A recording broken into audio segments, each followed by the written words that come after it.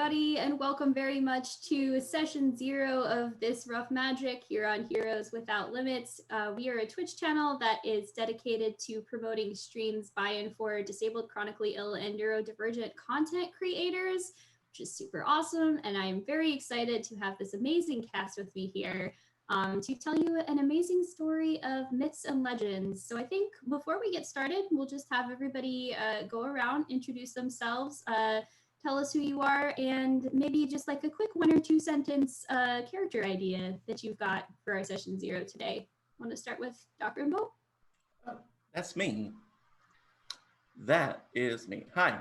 Thanks, Anna. Thanks, everyone. I'm Dr. Imbo here on Twitter. I also go by Justin. I use he and or they pronouns, and I'm super excited for this. So this is my first City of Mist character I've ever made. And so my character, I kind of have a name for him already. His name is Isaac, and he uses he and him pronouns. And he shares a body with the mythos of Hansel and Gretel. So the classic Grimm fairy tale. And we'll dig into that more as we go on. Excellent. And Ace, tell us a little bit about yourself and your character idea. Okay, hi, I'm Ace. I use he, him pronouns. You can also find me on @thestarblaster on Twitter, where I'll probably be talking about this whole campaign a lot. But for some of like my character idea, basically, I'm really into like 14th century like troubadour studies and stuff. I've taken a lot of Renaissance medieval classes and literature studies, and I think I'm going to be doing a character based off of one of the lies of Marie de France. I'm thinking mainly Beast Clavette, which is a story about a werewolf who transforms based on whether or not he is actually like, well, I won't go into and spoil anything about it, but a werewolf story from the 14th century is what I'm thinking so far. Fantastic. And Kiralee. Hi everybody, I'm Kiralee. I'm really excited to play. I use she, her pronouns. And my character is going to be called Tommy, and she uses she, her pronouns. And I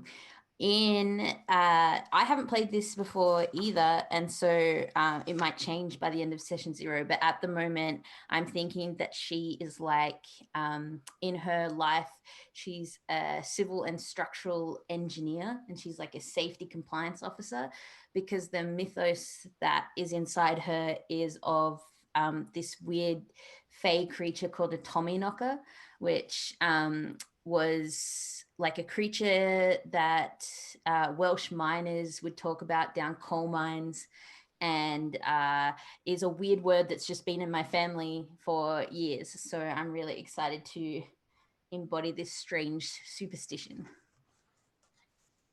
Very nice. And Emery. Hi, I'm Emery. I am that being too on Twitter.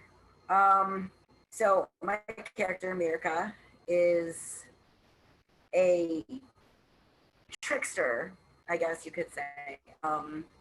She uses she, her pronouns, and she is a recovering addict. And yeah, I'll just let the rest of it kind of be filled in as we go along. Very nice. And I am Nymeria, or Anna. I use she, they pronouns, and I am going to be your MC for this City of Mist game. So, yeah, I just wanted to talk about a couple really quick things here before we dive into our little session 0. Basically, the goal and idea behind this session is, I think most of us, except for me, have never played this game before. So it's to get a little bit comfortable with the game mechanics and the process of character creation. One of the things that is cool about character creation in City of Mist is that you create your character as a like mythos and everything, but then you also create your crew together. So depending on what kind of adventure you want to have, what kind of story you want to tell, you go through and you create your crew together. We're going to come up with a couple interesting things about the world, maybe some NPC characters that everybody knows, just so that we aren't doing that awkward you meet in a tavern thing, although there may be taverns involved, depending on where y'all want to go with this. So for anybody watching who's unfamiliar with this system, City of Mist is a like powered by the apocalypse type game where you have a series of moves that you get to do. You roll 2d6s, and then generally the higher your roll is, the better your outcome. It's got a very fail forward thing about it. So instead of having like a strict success or fail on a roll, there's succeeding and then succeeding with consequences, pretty much. And in City of Mist, the main way that you get to influence this is when you create your character, you will create these little like power tag type things.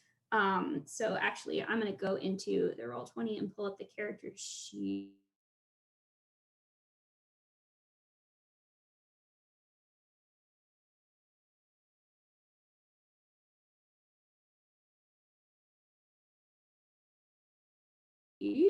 But how much of your mythos, I guess, that you want to have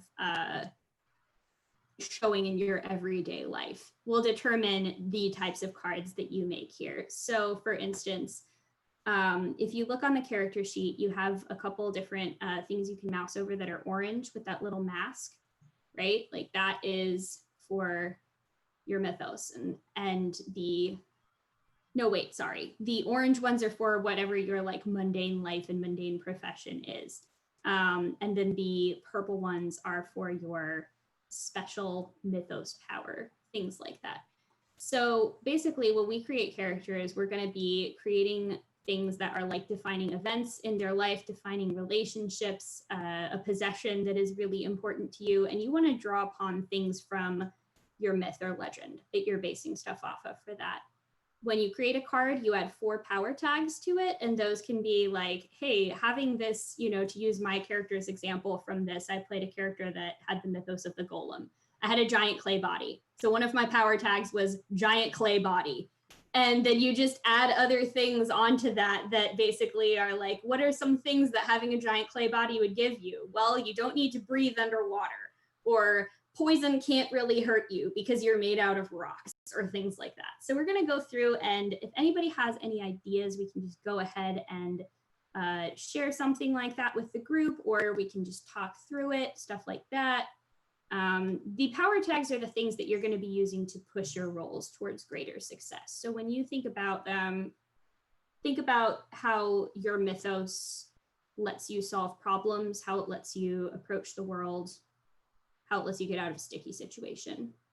So anybody has ideas, jump right in. Questions, sing too. So I've been overthinking my character, because that's how I do things. And so I've been thinking about Isaac for a while, and what his story might have to do with Hansel and Gretel. And sort of, I think that it's sort of like everybody who has a mythos inside them has like a story, right? So I think he has both Hansel and Gretel inside him, which is kind of weird. And I don't know how that will come into play later, but he has both of them in terms of like how they interact with the story. And so I've come up, I think that he has 2 mythos and 2 logos. So he's a 2 and a 2, which I think is called a borderliner in the terminology of the game. And yeah, so he's aware of it. He knows that this is happening to him. But I've come up with 2 different ways that the mythos sort of surfaces. And these are kind of, I mean, they're pretty heavily Hansel and Gretel type of stuff. And I'm interested to hear what you all, and Anna, what you think of these 2. So one of them is, I call an ability called Trail of Crumbs. And I think that he can visualize connections between people and the things that they care about the most. So it is a limited time thing. So under my weakness tag, I have it has like a 12-hour limit. So after 12 hours, he won't be able to see it anymore. And it happens when he takes prescription medicine, these pills that he takes. So he's able to see sort of like a glowing line between a person and someone they've lost, or something they care a lot about a lot. And so that's Trail of Crumbs. And so that's one of them. So I have 2 power tags on that and 1 weakness tag. Does that sound right? Or should I add another thing? Because I know you get like one more power tag. You I can know you add get to like that. a bonus Yeah. power tag on one of them. Do you get 3 power tags Yeah. on each of them? Okay. So I've only got 2 power tags on that one. The other Mythos card I have is called Easy Bake Oven. If you know this story, at the end of this story, the witch gets pushed inside the oven, and yeah, and so basically he can make a controlled shape of fire, so like a cage of fire.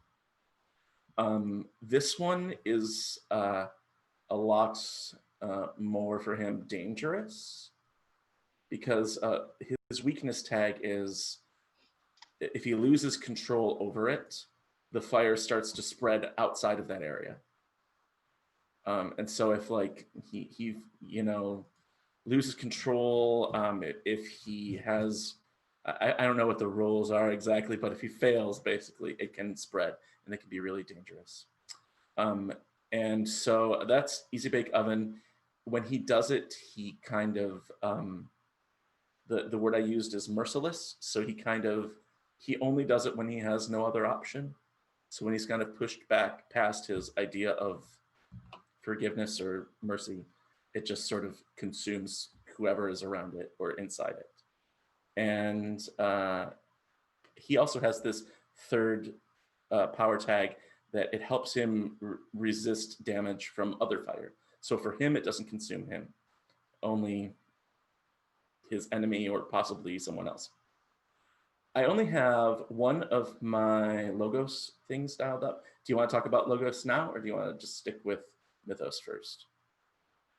MC. Go ahead and talk about it now, because that actually brings up an interesting point of this game. It's kind of like a classic superhero trope, right? Where there's like the tension between, your secret in the real world identity and then like your super identity.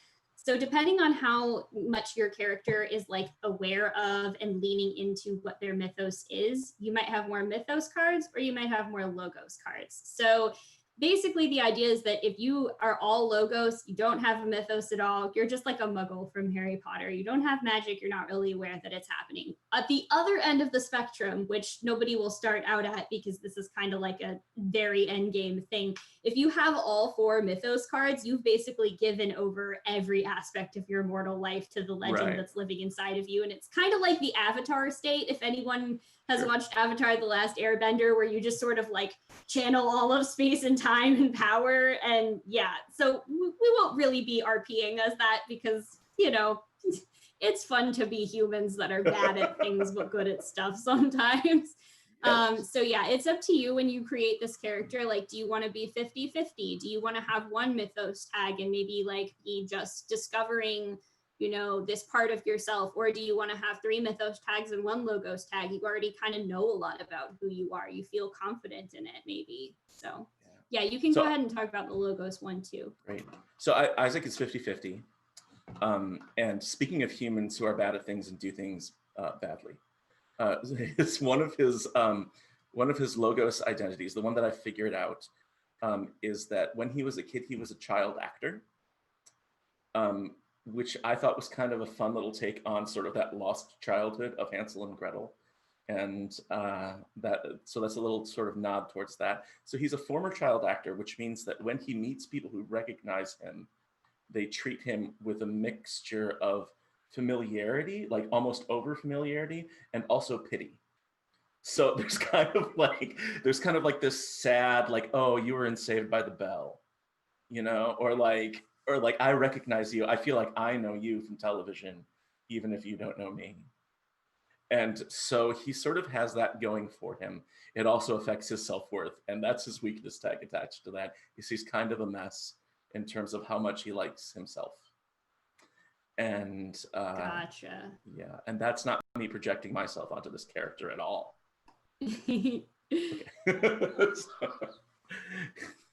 We're also using safety tools, by the way, for that very reason, because character bleed is a real thing. All right. That sounds great. So you'll be coming up with another logo spread, and that can be something like your, it might be his job, or it might be, you know, like if depending on what kind of crew we have, maybe routine or something like that. That sounds great. Does anybody else have any ideas for what they might be putting on one of these cards? And feel free to like just hop into the sheets and be filling them out as we chat or as you get ideas or anything like that. Yeah, I think I've pretty much got an idea.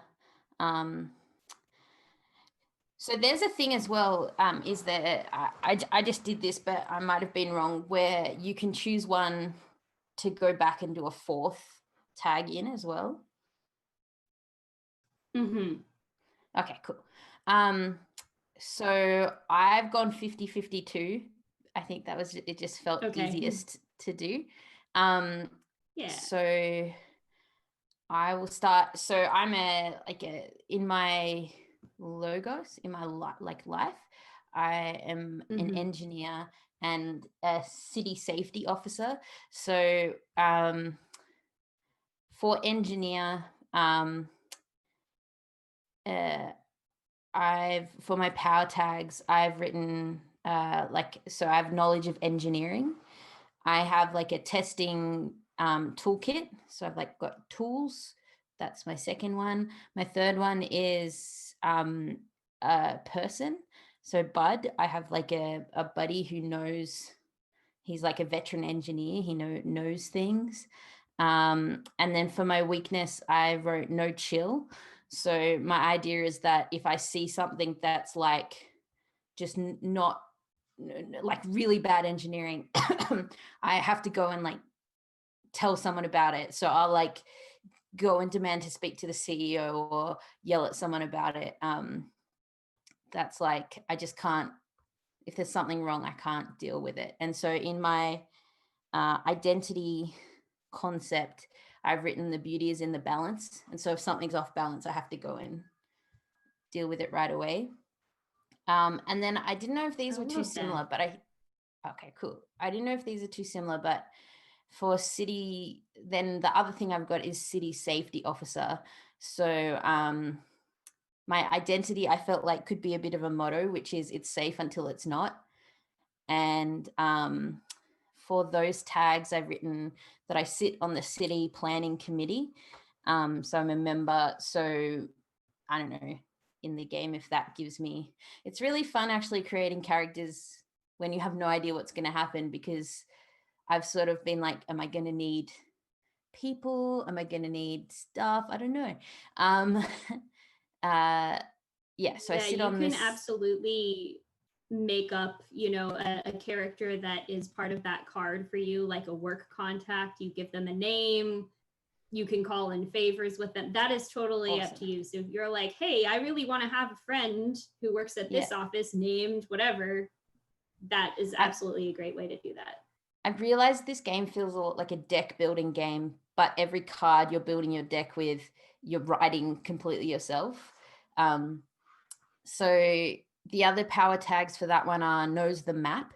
So I've just been everywhere as a safety compliance officer, like in the sewerage system, in high-rise buildings. And so I kind of not like preternaturally know the map, but I sort of know the city. And then my third one for that is evacuate. So as like a safety officer, I have the power to sort of like ring in and I guess on a dice roll, like it might not work, but like evacuate parts of the city. Is that all right? I like that. So kind of a strategist mindset because of the way that you understand the way how the city works. I love that. I think that's great. Yeah. And then my weakness tag for that one is sort of similar to that other one, which is like building cowboys. So the weakness for that is like maybe there are actually like a lot of safety issues around the city. Like the builders in the city are actually pretty bad. And so I'm sort of, there's always work, and there's, yeah, I can't remember actually what my idea of that was, but I'll have to go back and look at what the tag, as I've written D, I have to go remember what that tag was exactly. But yeah, that was my idea. Sounds great. Yeah. Should I keep, do you want me to tell you my mythos ones as well? Sure, if you've got ideas for those, yeah. Okay, so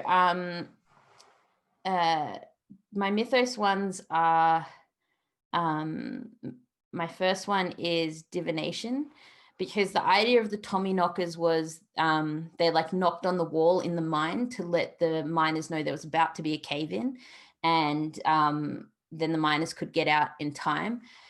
And so my idea is, yeah, so I have like 4 warnings specifically about like structural or like land-based things. So for Gotcha. my power tags, I have premonitions, and then B was find the lost. So like if something happens, I can like work out where somebody is, because they could find like people in cave-ins. For my third one, I wrote control the darkness, because they can obviously see in the dark in the caves. For the fourth one, sorry, that was third one. For the fourth one, I wrote I need to go back. Sometimes it's hard to remember what the tag was, because it like pertains to the tag question, if that makes sense. So I've written always get a park, but I don't know what actual power that is. So I'll have to go back and have a look. Totally fine. Yeah. It probably makes sense, but you know, who knows? My weaknesses for that one were a coming horror. So I have like, there's like a big bad thing that like disturbs my premonitions that's coming in the future, but then also flashes of past disasters is my second weakness for that one, which is Ooh, like interesting. things previously have happened in the city. I can't do anything about it now, but it still like affects the, I don't know, the premonition space. And so I have flashes of things I, you know, if I was alive 50 years ago, I could have helped. And then finally, my fourth one is mobility. And I called that one knocking. And then mobility, I called dig. Oh yeah, for that one, the mystery was what is my responsibility? Like when I get a premonition. And then for dig, the mystery is why does the deep earth call to me? And I've got burrowing, lift a body, like to be strong enough to carry somebody, and then can't be crushed. And for my weakness for that one, I wrote, there was a suggestion of overlooked detail. So maybe I like think that I'm fine because I'm like fairly strong. And I'm like, oh, I can't be crushed, but I overlooked the fact that down there's water, so I can be drowned. That type of thing.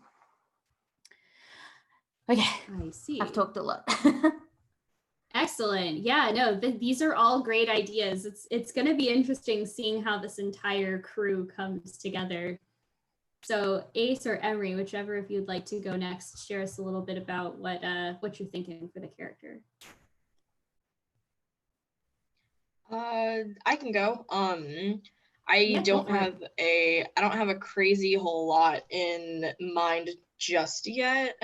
I kind of wanted to wait and see what other people were doing before I was all like, this is set in stone. Right. But I think I'm probably going to be leaning more toward the mythos side. I think that my character would probably be a little bit more kind of in control of like that. And at the very least, he kind of has a general idea of what his whole thing is. But I think he's probably like just career in general wise is probably working as like independent security, just as kind of like a hireable, like you need someone to kind of keep an eye on this stuff for you, or to like work security at like as a bouncer or whatever. I think he's kind of just got this like, you need me to do something, we can set a price, I'll do it. Kind of just general security work. I'm not 100% sure on what kind of like cards or abilities and stuff I want to do yet, but I'm starting, like I've got kind of like the ideas are starting to set themselves in place is basically what it is. But yeah. So you could definitely have a logos card that's like based around that job, especially if that's something that, you know, becomes important to you. The interesting thing about the way that the cards work is that, you know, if we play a very longer term campaign, I don't know how much it'll change in a 5-week game, but if you play a longer term campaign, depending on choices that you make, your character can shift more towards the mythos side or more towards the logos side. And when you do that, you flip the card. Essentially, if we were playing this with physical cards, you'd flip it over to like show that you had been changing a bit, and suddenly those things are gone that weren't there anymore, and you have to fill out a new you have to fill out a new card for the opposite of whatever it was. So yeah, my character had something like that happen in the campaign that I played, and one of the logos cards was basically like, you can always go home to this place, and I had to flip it because I couldn't go home anymore, and it was like so you've got that thing that is tying you more towards the world of the logos and the world of the everyday. What were you thinking about for your mythos cards? I'm really curious with the Lies of Marie de France too, like what kind of things do you want to be able to do or be connected to with that mythos? So kind of with that story, it goes a lot into kind of, okay, so like very brief synopsis. He is a werewolf, and he is kind of able to control when he turns by doing a certain action. And the conflict of that story is basically, it's like, he takes off his clothes and then he becomes a werewolf, but to become a human again, he has to put them back on. And in the story, his wife actually takes his clothes and hides them so that he is kind of stuck as a werewolf and is unable to turn back into a human. And he is a knight and basically has to go to the king as a werewolf and kind of be like, I'm your loyal knight, please believe me, even though he can't communicate with the king and stuff. And the king's like, this is like this super monstrous beast, but isn't attacking everyone here, so obviously something's kind of up. And so he basically just kind of has to, like, he's not able to communicate, but he has to basically convince the king that, like, hey, I'm a knight, I got turned into a werewolf because my wife is unfaithful to me and I need to turn back into a human. And so a bunch of stuff happens, and then he's able to basically get his clothes back and turn back into a human. And it's kind of just that idea of like being able to exactly pinpoint and control when that transformation happens is kind of like the one thing that I thought was kind of like the one element of that story I specifically really wanted to convey, and like what are the limits to that, I guess. And so that's kind of like the main thing that I'm thinking about in terms of like the cards and abilities and stuff. But it's definitely going to be something along those lines of like, I am in control at all times, I know what I'm doing, I know how to keep things together. And then it's obviously probably not going to stay that way, but like I'm playing a character that is very focused on keeping things together and is very analytical and just wants to be like, I know what's going to happen, this is what I'm going to do to make that happen, and if things don't go right, I will not take that well, is basically what his kind of deal is. And that's kind of the main thing that I'm gonna try and make sure is super obvious on the cards, I guess. Great. So here's an idea, and you can feel free to take it or leave it, but what you mentioned about the clothes, you know, being the thing that he'd have to like put them back on in order to transform back, right?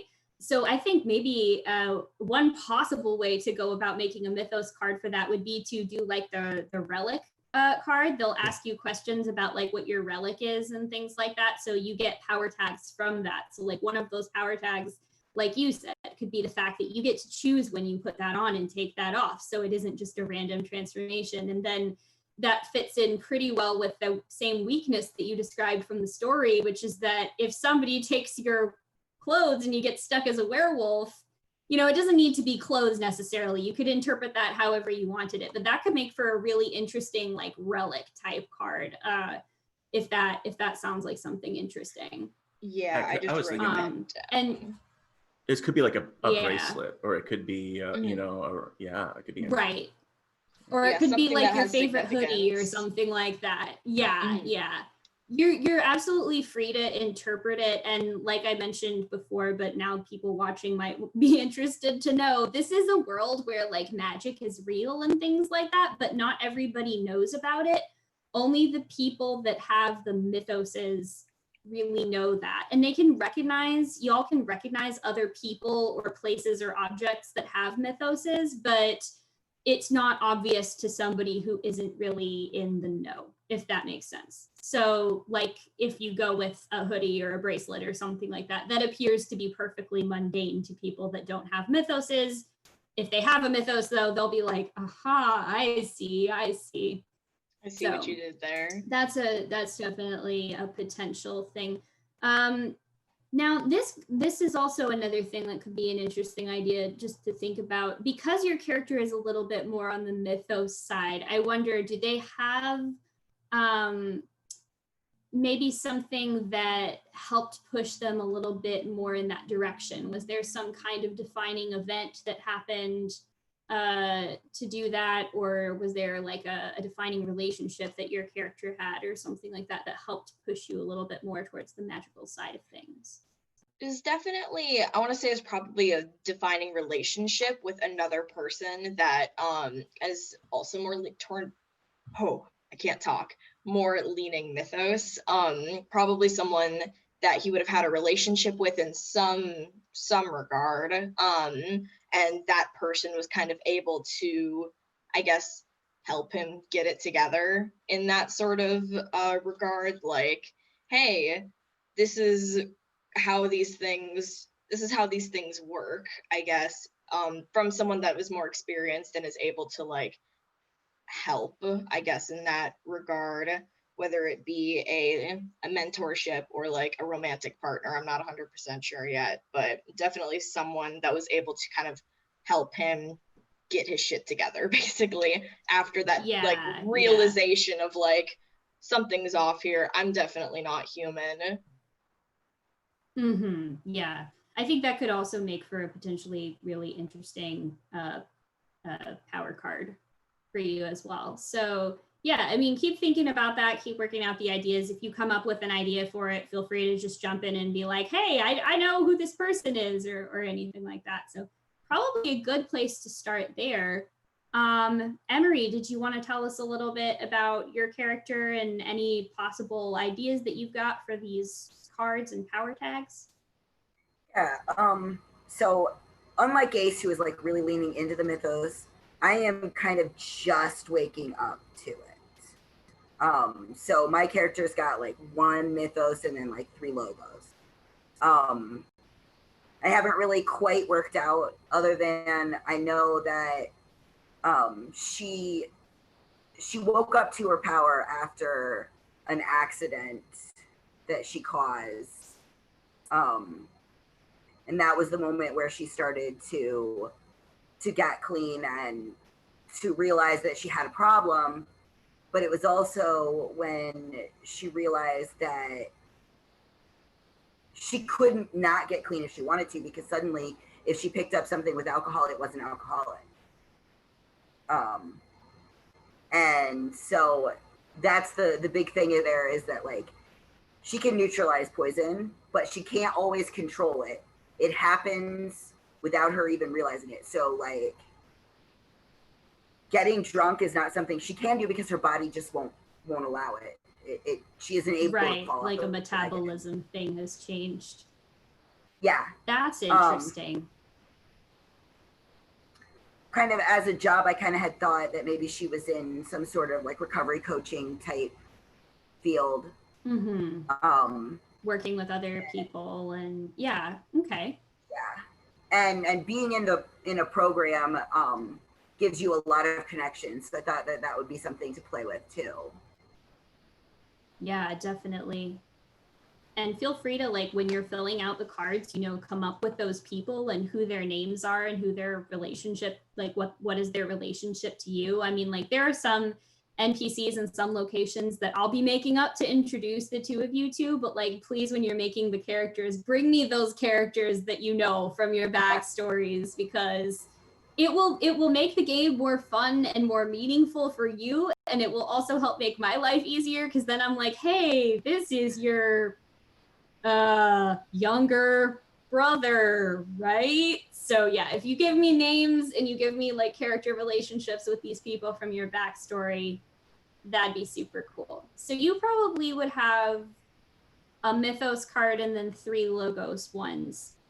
Right. Tell me a little bit about what your life is like outside of your job. Like, does your character have like a particular hobby or something that they're good at? Do they have, what makes them tick? I had kind of thought that she was an artist. She likes to paint and draw.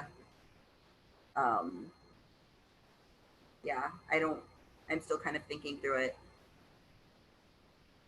Yeah, totally. That could make a really good tag as well. Like, I know that job is always the first one that everybody gravitates toward, because that's an easy in, and that's something that like takes up a lot of most people's time in regular life, is you spend a lot of time working with your job. I think it would be really interesting to make a card based off of what your character does when they're not working too. And like, how does that affect their ability to kind of see what's going on in the world and all of that. Yeah, so maybe an artist. I love it.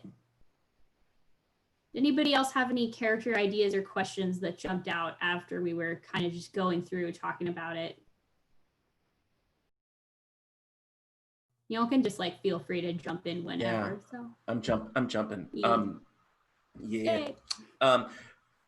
So of course, now that I'm hearing everybody's characters, the question that I'm thinking of, and I'm sure this is exactly where we're heading, is what's the connection with this crew? How do, what makes us a pre-existing, group of people? And and so like I'm thinking about Isaac's sort of past, and so maybe we met in some sort of recovery program, or maybe some sort of like a support group of some kind. Yeah, maybe. Yeah, a support group, something like that might work. But then also I hear like sort of Kirali's character has a sort of bureaucratic sort of role to play in the city, and so maybe there's a connection there too. So those are some of the things that are bouncing around in my head, but nothing for sure yet. I just know, I want something nice and mundane for Isaac's day job. Like I don't think he's something spectacular. I want him to be like the complete opposite of a TV star since he's grown up. So whatever that looks like. Gotcha. So yeah, that is actually a pretty nice segue into our crew mystery and identity. The crew identity is kind of basically like just what kind of group are you going to be? What's your shared goal? Why do you work together? What brings you together? And your crew mystery is, what is the big mystery that you're trying to solve? So I'll just give you some of my ideas for where this story is potentially going to be going, and you can run with that. But this story is going to be a lot about like dreams in mythology, and like how different mythologies have treated dreams and magic, and who can control that, and who can decide what you can dream or not. So without giving away too many plot spoilers, there will be magical artifacts involved that have to do with those questions themselves. So that might give you something to think about for the crew mystery kind of thing. If you have the PDF, it's in like the page 140s thing if you want to look at it to read along, but not really necessary at all. So we're going to answer some questions together to make our like crew concept thing, which if you look on the character sheet is the rightmost card. So we get to choose 3 of these following questions to answer, and you'll get some crew power tags because of that. So what is your shared goal? Who or what brought you together? Why do you work together, and what does each member contribute to the cause? Where do you meet, collect your evidence, or prepare for action? And what sort of resources do you have at your disposal? So you can feel free to jump at any of those or something similar. Sorry, I'm just trying to find it in the book. It starts, I think, page 146. 146. But yeah. Yeah. And let's see. We got. Ooh.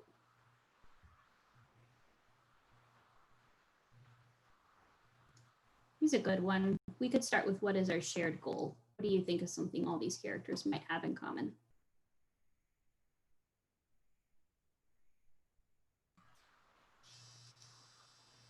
I know it's super broad, but like we have the city in common. So maybe something to do with the community. Maybe there is a like a building.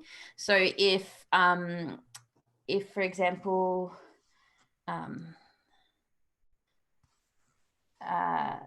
Emery, if your character, if they were going to originally going to like Alcoholics Anonymous or something, or they're now sort of a helping in that sphere in some way. Maybe there's like a community building that's going to be demolished or something like that, or maybe like a building that we're all somehow like connected to.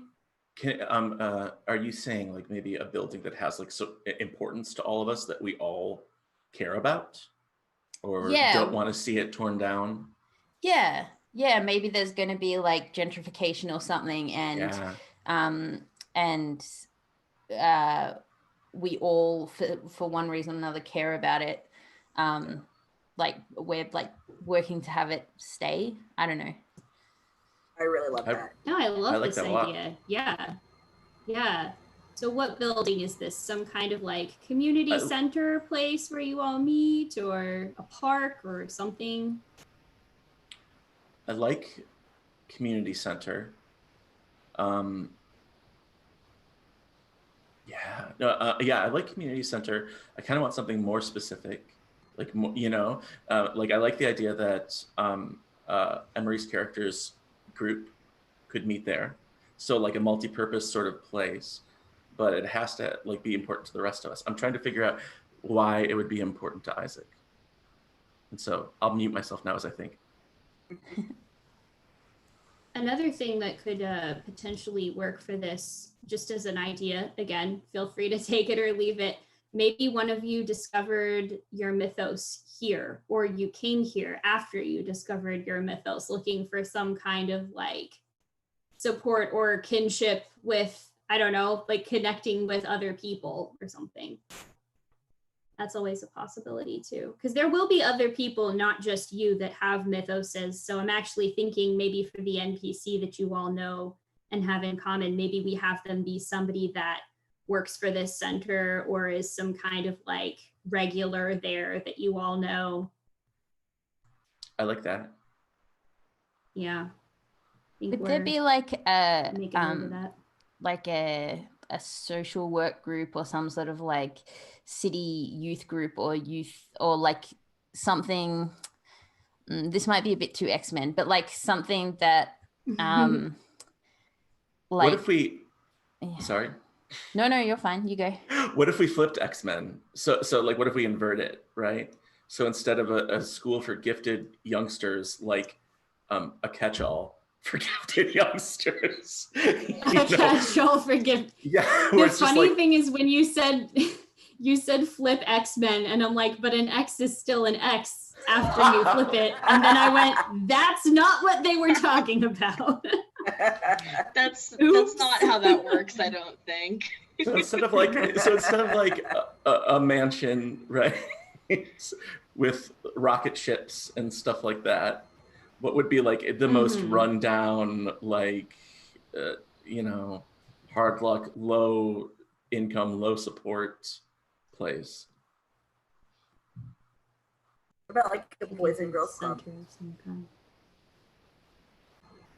We'll come up with a different name for it just because that's a real thing in real life and that can get confusing for me. But okay, legally distinct. Yeah, of some kind. Yes, exactly.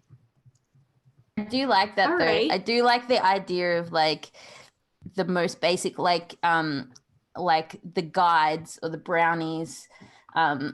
It's cool because brownies are also like a fae creature, but also I don't know if they are in Australia anyway. Brownies are like the younger Yeah, guides. we have those here too. Yeah. Oh, cool. Yeah, they're in the US as well. They're like the kindergarten age kids. Yeah, go to the brownies. I do like the idea. Oh, of I like, love that idea. Of like that being like the little kids that have like, found out that they're found their mythos really young, and so then they need help. But it's all sort of like the no-name brand of guides. Like it's the guides that your parents send you to when they can't afford to send you to the guides, so they send you to the one that like the local YMCA is like running. Yeah. Yep, the grocery store version of the. Yeah. This is the store brand. Yeah. Cub Scouts. Yes. Like, oh, yes. I love it. I love it. Okay, so we have Emery's character who has spent a lot of time at this building. What has brought the rest of y'all here? I know we have like an architect, city planner type, or engineer, sorry, city planner type person, and then we also have maybe people that might have come here in like a mentorship capacity, or you had some sort of like skill sharing workshop thing that you wanted to offer. Let's tease this out a little bit. I like to think that Isaac works for this generic off-brand community center in a really sort of, I think that he's a direct connection. So, I mean, the obvious thing would be like former celebrity, so but none of these kids would know who he is, right? So basically he works there as like assistant manager. So like not the top any means. Okay. He's the Dwight Schrute of this store brand community center. Yeah. Excellent. Okay. All right.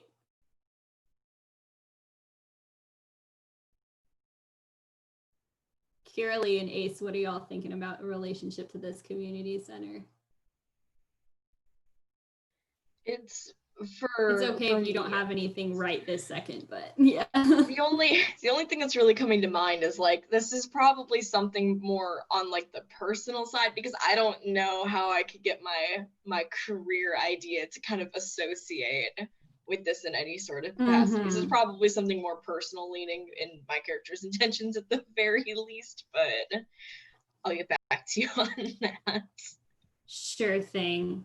Hey, can you remind me what your, or did you say, I don't know if you said what your personal career was? He is kind of like independent security, basically just kind of hired muscle is really what it is.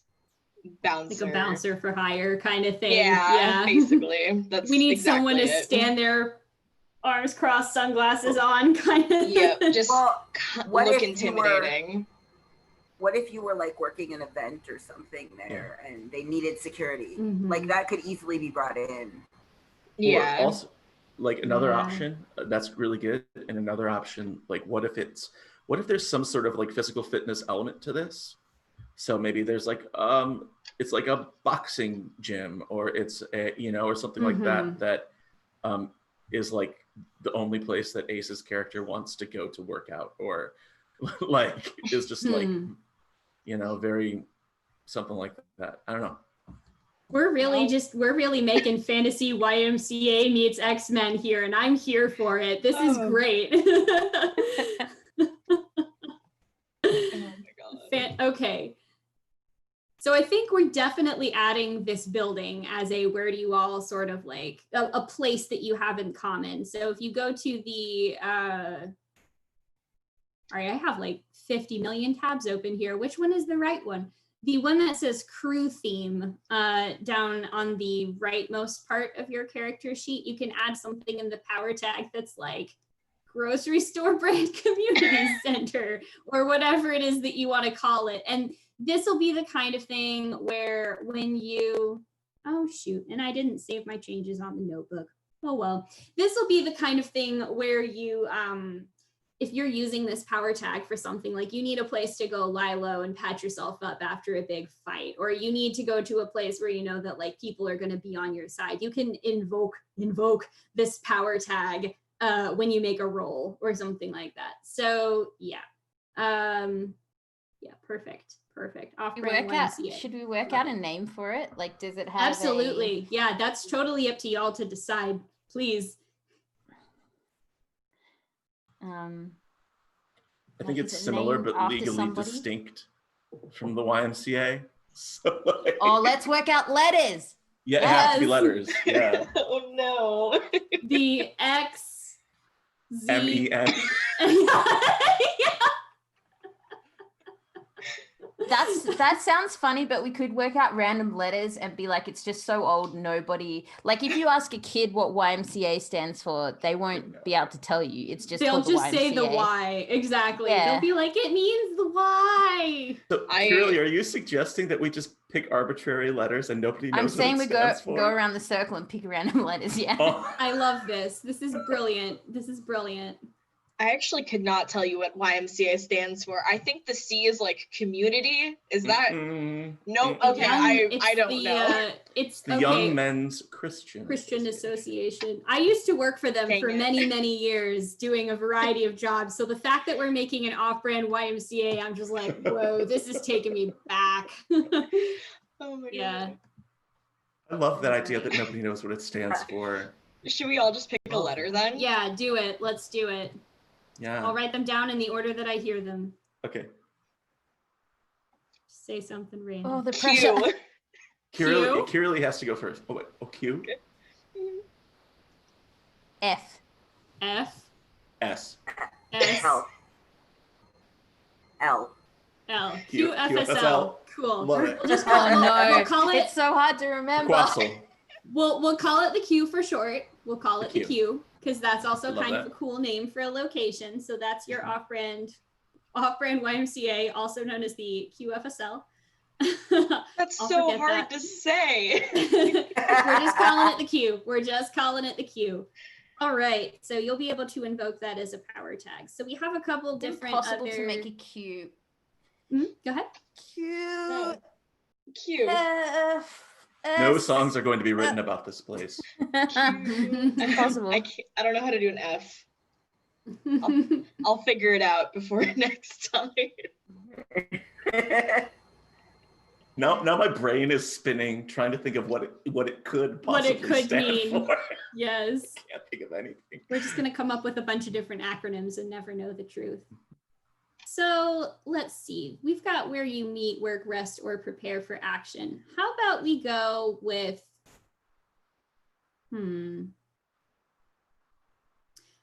I think what could be interesting, because maybe we have this tie into the NPC that we're all going to create together. Who is guiding, backing, or assisting your operation? Like, who is that person that you know you can go to? I think maybe having them be somebody that is also at the queue all the time is probably a good idea. Somebody can give me a name, tell me more about who this person is, what's their job there, or are they just like a regular who's always there? How do they help you? What do they help you with?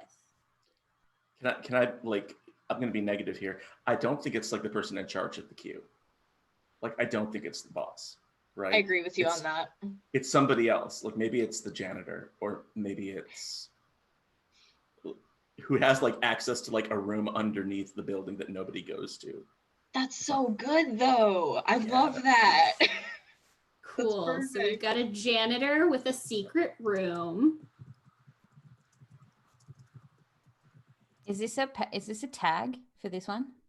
It will be, yeah. We'll come up with a name for them, and then we'll just be like, so and so the janitor will be a tag that you'll be able to use. But yeah, tell me more about this person. We could get a name for them.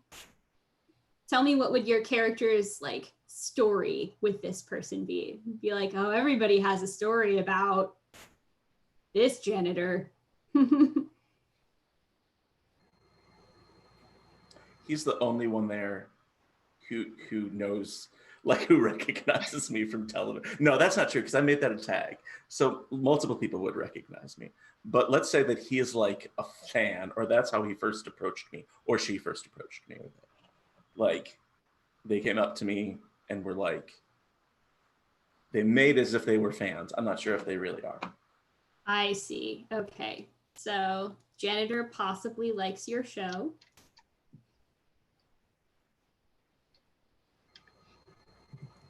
Can they be like that person that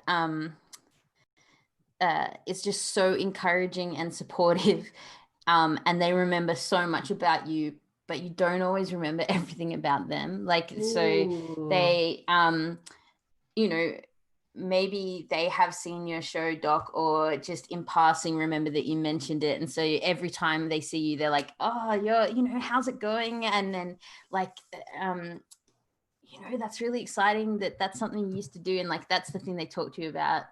When you have those people that you see a lot, like a barista or something, and you're like, how can you remember all this personal information about every single person that you see, but you must see like at least 100 people in a day? Like, how are you doing that? And when it's not even part of your job, you could just walk past and it wouldn't matter, but you're remembering, like, you remember that Sally has 3 kids and one of them's had a cold, and you remember their names and their birthdays, and always remembers birthdays. Okay. I am intrigued by the idea that, maybe this person remembers so many details about everybody, but y'all don't always remember everything about this person. Maybe they have a mythos that is possibly responsible for the fact that they know a lot about other people, but y'all don't know a lot about them. Interesting. Okay. All right. That's one for the notebook. Emery, what about your character? What's your character's kind of impression of this person? What's something that you would like to say is true about them? I think they're in recovery. I think that they're one of those multitudes of people. Everybody knows somebody who can do whatever it is you need. And he's just, or she's just one of those people in that, overwhelming network of people in recovery. Okay. Gotcha. Sounds good. I do want to point out that someone in chat has come up with a meaning for the acronym. Oh, what do we have here? Which is quality friends shaping lives. And that's oh pretty my good. God. Oh, good. Thank you, Ravenclaw 2012, I believe is the name. Oh, man. Of course, none of us know that. Like, none of us would remember none of our characters. I'm writing that down. I'm taking notes. But your I wrote that MC down. does, yes. And this time I'm going to remember to hit the save notes button and not just X out of it. Okay. Quality friends shaping lives. This is so nice. This is wonderful. Okay. Very wholesome. Oh my God. Oh, yes. Just like a witch's gingerbread house. All right. And Ace, tell me something else about this janitor here that we've got, and then we're going to pick name and pronouns. So I have an idea. It's a little cursed though. Okay.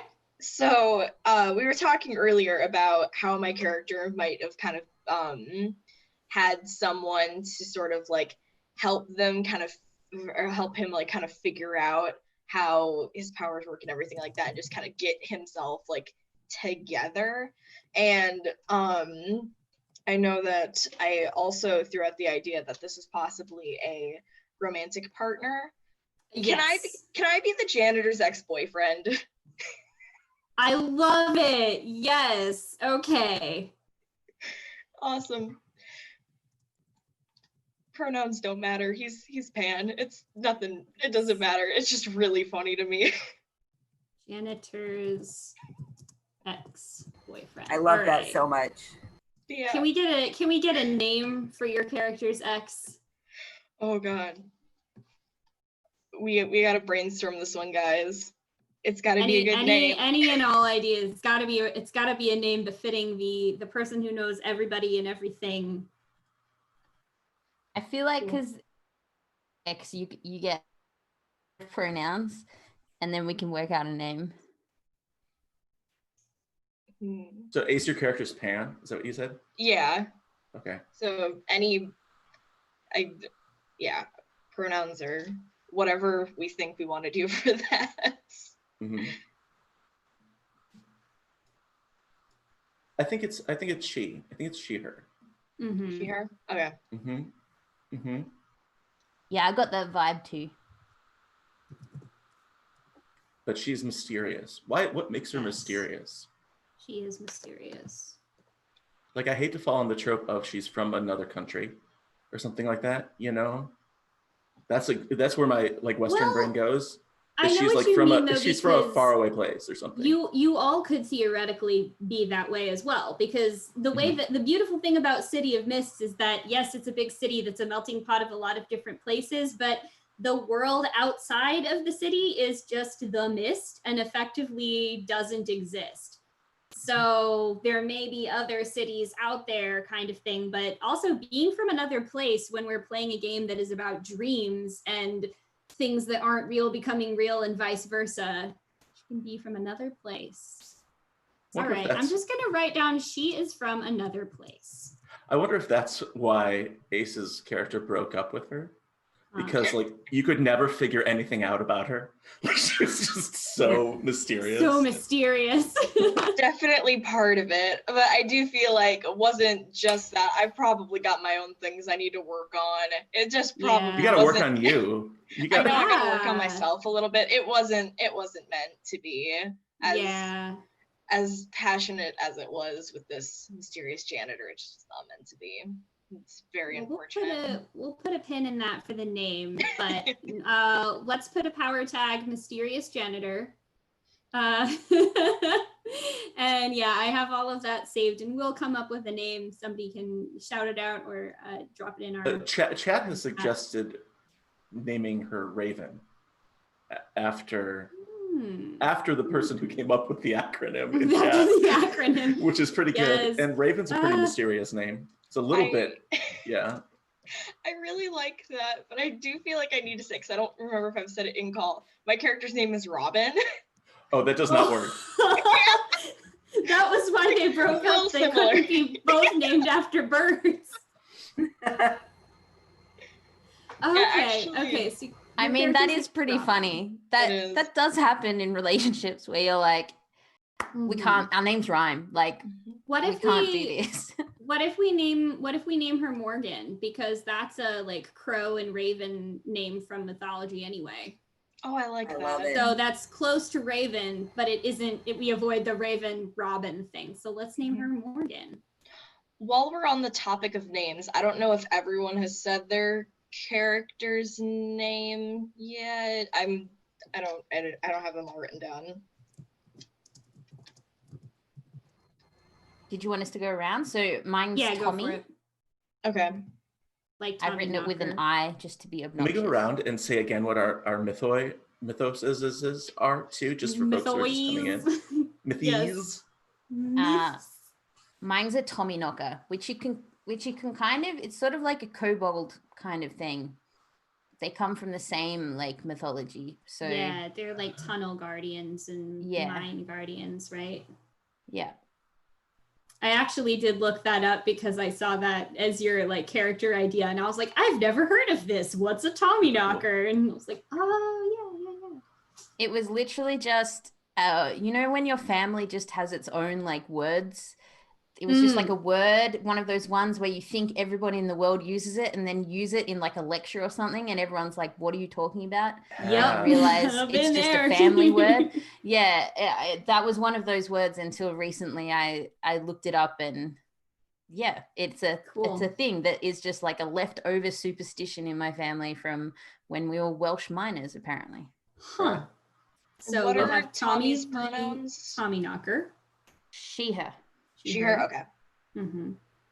And my character's name is Isaac Walker. He, him, and is connected to the mythos of Hansel and Gretel. Mm-hmm. My character is Mirka, pronoun Mirka. she, her, Okay. and she's connected to the mythos of Dionysus. Nice. Okay, and my character's name is Robin Dior. That's Robin with an E. He, him, and then the mythos is associated with the lies of Marie de France. Bisclavette is the name of that story. Cool. Very cool.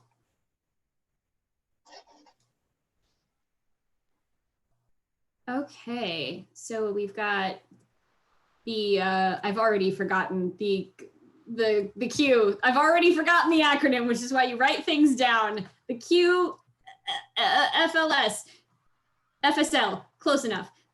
So we got that, and then we have our mysterious janitor. Let's answer another question for a power tag for the crew. We've got a few different things. How do you help, assist, or support each other? Ooh, this is an interesting one. I think this could probably be a good one for the next tag, just based off of what we already know about this group. What approach or tactic do you share in tackling challenges? What approach or tactic do you share when tackling challenges? I feel like a lot of a common theme that runs through our characters are sort of having control over our actions and violence as a last resort. Like I hear that, like sort of like, you know, like I'll lose control if I use my oven, my easy bake oven, right? And Tommy like sort of can see things, but also is concerned about safety, and you know, making sure buildings don't fall down and stuff. I don't know. Do you guys hear that? Is that fair? Yeah, I like that. Mirka doesn't have any control over what she does at all, so I think, you know. But that's kind of like a really fun. good. That's like a twist of it, right? Is that she doesn't have a choice over it, but is, gosh, I love that it's like Dionysus, but like backwards. It's really cool.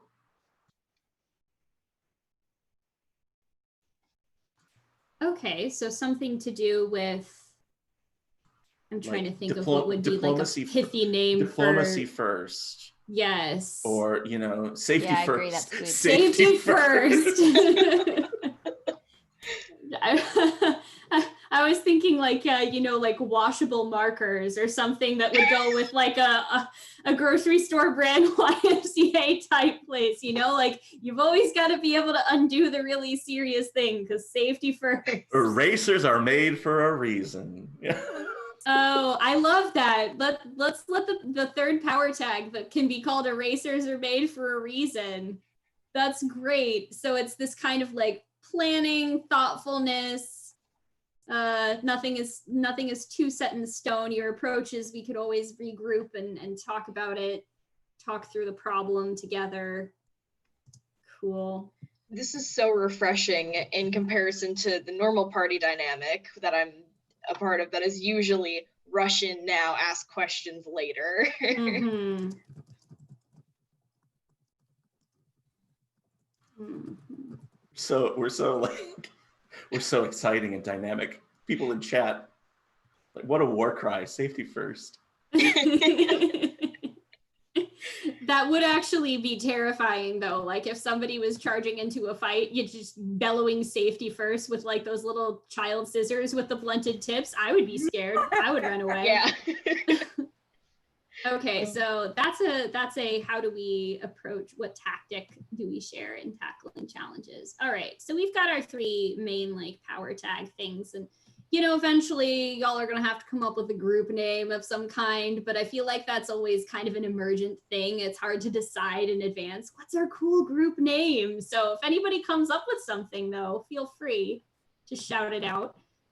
We have the weakness tag question. You get to pick one of these following questions to answer. What is your weakness as a group? So here are our questions.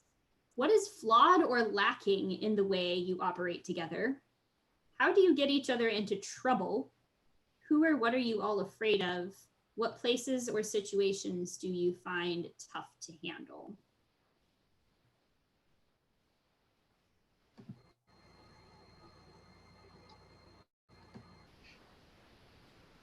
I mean, I can just jump right off the Hansel and Gretel thing, which is that Isaac would hate being lost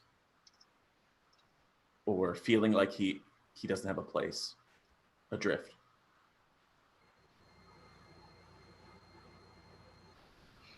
I'm trying to think about kind of what our approach will be and what could go wrong regarding that. And I feel like some of us might be, I guess, character-wise, maybe like overthink things a bit too much, or I guess sometimes overly analytical. And to that kind of point, it can cause like hesitation in actions, which can cause issues, or questioning things way too much. I feel like that's kind of the main issue I could see us running into, is everyone being, I don't know, I guess nervous to act is the one thing that I could think of off the top of my head. I think that could tie in really well to the like, what places or situations do you find rough to handle? Maybe you find it rough when things are uncertain, less clear or moving cut. too fast. Or moving too fast. That's true. Hesitation is the danger. Yeah. Do we have like, so we've talked kind of broadly about the queue. Is there, that we all have sort of connection to the mysterious janitor lady, but is there a thing, like, do we all know each other? Do we all go to like a certain meeting, or is there something that we're all like specifically connected to? Like, because I'm just in my head, I don't have links between us yet. I'm not sure. Yeah. That's totally up to all of you to decide. We should probably talk about that as well, because we are doing crew creation. I think at the very minimum, you at least know each other by sight. So like if you ever have gone to, you know, like a gym or some type of gathering place, and you'll see like, oh, this person is always here from like 4 to 5 at the same time as me, and I see them across the room. So I think at the very least, you're like aware of each other. But it's totally up to you if you're like, I want to know this person and be their best friend, or yeah, go ahead. I have an idea. So we've talked about how the queue is important to us for one reason or another. You know, Tommy because is in charge of like the building inspection, and you know, and like and maybe Robin has like, I don't know, a friend group or something like that. But what if we were all a part of like a committee or a council that's trying to save the queue from being torn down or something like that? Like some sort of preservation society? Yeah. Or like an advisory board almost. Yeah, and so we know each other. So many advisory boards. Yeah, advisory boards. Subcommittees. Okay. Like, so that's a possibility. That is. Did we keep the idea, it's okay if we didn't, but did we keep the idea that it's like a really crappy X-Men thing, or like a flipped X-Men thing? And so is this actually, is there place, like, is there clubs and things within this building that help you when you're starting to learn your mythos? Like, is that a thing that's within this building or not? If you want it to be, I think it should be. This character creation session is basically all like, you can say, hey, I'd like this to be a truth about the world, and we'll make that be true. If that is something that you want to do and is interesting to you, then I say, yeah, let's go for it. I like that. I really like this idea that like it's a community gathering place, but it's also kind of a mythos people gathering place. I think it's not called mythos people, they're called rifts, because you're like a rift between the magical and the regular life things, but yeah, mythos people. Yeah, if it's a really basic X-Men, it's a super basic Hogwarts. It's like just so like, you come in there, like I can imagine somebody like coming in and being like, look what I can do, and like showing a power off, and then being like, yeah, okay, I guess we have like a spot open in the class from like 2 to 3, and you go in there and there's like 5 people with the same power as you. It's like not like they're respectful and they're very caring, but it's like, yeah, no, that's everyone here, and it's not a big deal. What if Morgan was like the person who identified people and like guided them towards those classes? Ooh, yeah. I like that. What if those classes were in Morgan's basement? Like in the basement below the queue? You know, it's like, oh, you want the basement classes. Yes. Okay. So Morgan finds likely candidates, I guess.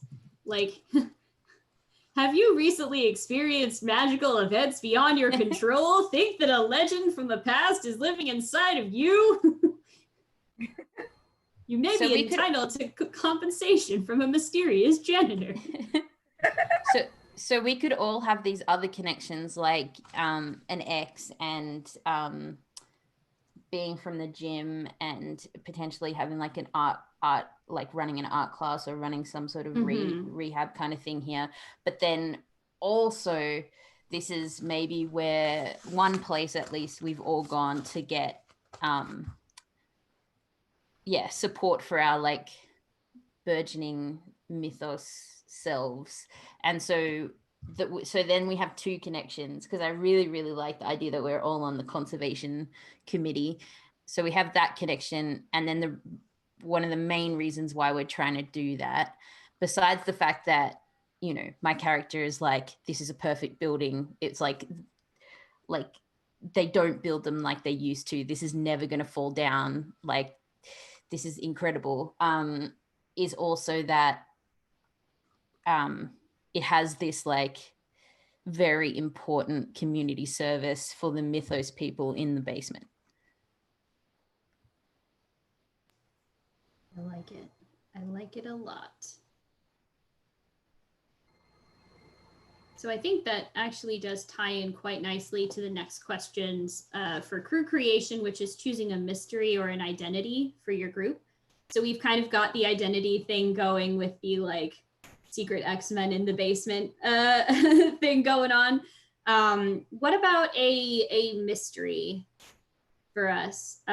Something you all agree must be done or never be allowed, the central question in a case you all want to solve, a code of conduct you all abide by, a strange riddle which is the key to your destiny. So like when you're making your characters, you also like each as individuals have a mystery that you are trying to figure out. This can relate to something within the city itself. Usually it has to do though with like you being a little more introspective about your mythos and all of that. So just to use the character that I played as an example, the legend of the golem is a creature that is brought to life through the power of written words. And usually it lives as long as the person who created it like leaves the writing on them.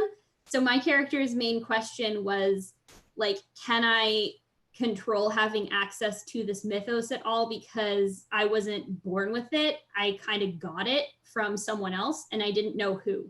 So my sort of like secret mystery was that I was always being followed by like these 2 agents kind of wearing suits. And I was just like, I can always see these people out of the corner of my eye. And they started showing up when I realized that I had a mythos in me. what do they want? Are they from the person that like made this mythos? I never found out. Like we're gonna pick that story up again, but the mystery still stands. So if you have a character mystery or an idea for a crew mystery, I would love to hear them because that makes the story even more interesting and better.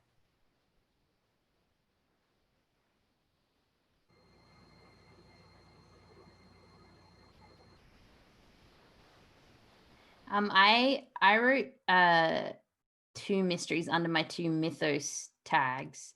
One was like, what is my responsibility? So like, it's sort of like, why am I getting premonitions? Am I getting premonitions because I'm meant to do something about it? Or is it just like, I'm just tapping into the future and I don't actually have any responsibility? Or is somebody giving me the premonitions? So like, why is that happening? And then my second one is like, why does the earth call to me? But yeah, I think they're just cool ideas as opposed to a good like group mystery one.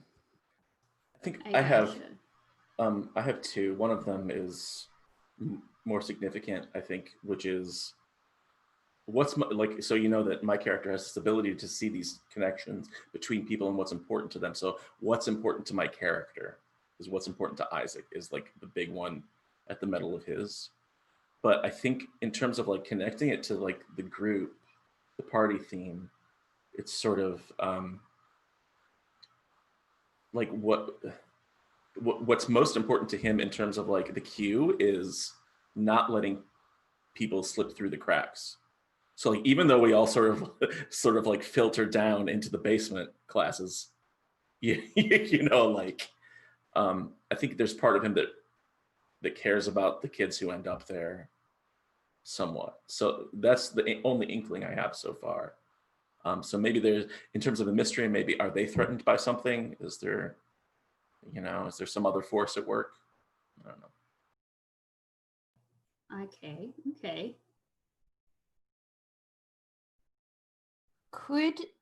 Could we have an inkling that or like maybe a group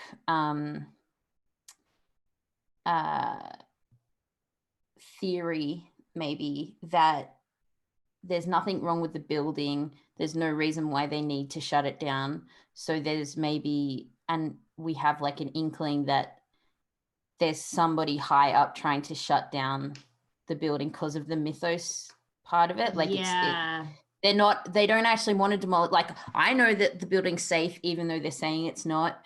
Right. We know that it doesn't need to be demolished. Could we have like a joint theory that somebody's trying to shut down the school? I see, like find out the real reason why this is scheduled to be demolished or something. Okay. I really love that. Interesting. Oh, that leads in really nicely to the sort of like final exposition thing. So I'll ask you a couple questions real quick about that. And I think we might take a very quick break and come back and finish the exposition. It's called the exposition session, is the session 0, because we explain a lot of stuff. So what is a clue or an inkling that each of your characters has about this whole building getting torn down situation? Like, if the official line is, the building is old and condemned, it cannot be saved, it must be destroyed, what does your character find fishy about that? Or what kind of clue do they have that there is more to that story? Don't be afraid to be specific. You can absolutely make up NPCs that you would know, or yeah. As somebody who works directly for the queue, Isaac knows like the ins and outs of the paperwork and sort of the amount of like restoration that's been done and the safety tools, this you know, like how safe this building is, and it just, nothing matches up. Like, it just doesn't make sense to him. So that- you've got access to paperwork, like the I've paper got access to trail paperwork, stuff? like we could even say like the budget or something like that, or Okay. you know, and I know for a fact that we just replaced that ceiling, so that you know, it doesn't make any sense that they say it's caving in. Or Gotcha.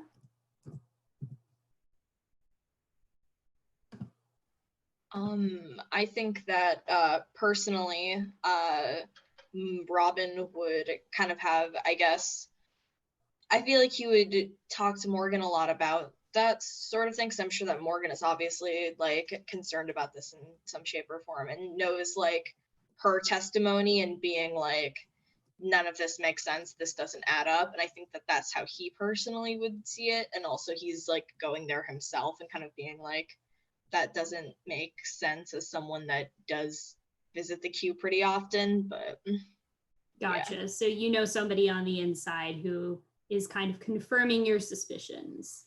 it could be Morgan. I mean, maybe you heard from Morgan and she told you that. Yeah. Mysterious. Mysteriously. I like how it was like, hey, how do we flesh out this mystery tag? Quick to the mysterious janitor. So good. Here we go. We'll make it even more mysterious. No, that's great. That gives you all sorts of delightful things to uncover when we get into the meat of this story. Okay. So for Tommy and Mirka, like, what do you think is their inclination? Something's not right. Something's fishy.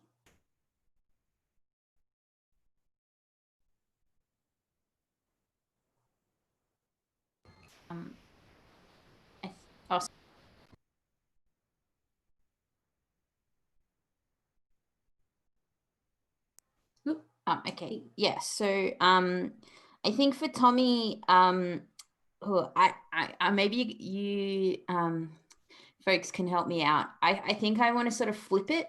I think for Tommy, because she is a member of the city planning committee, she's kind of getting all this information about the things that are wrong with the building, and she can kind of see that it's fine, and she doesn't really get it, or the reasons why it does need to be knocked down. So maybe she is, when she comes to the Preservation Society, she's like, okay, here's the new information, and you all kind of tell her, no, look, it's fine. And she's like, yeah, I don't understand it, but it's the call that's been made, so like, I don't want it to happen.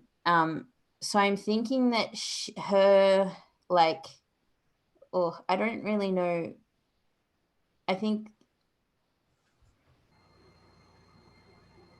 I'm a bit confused. I think she, I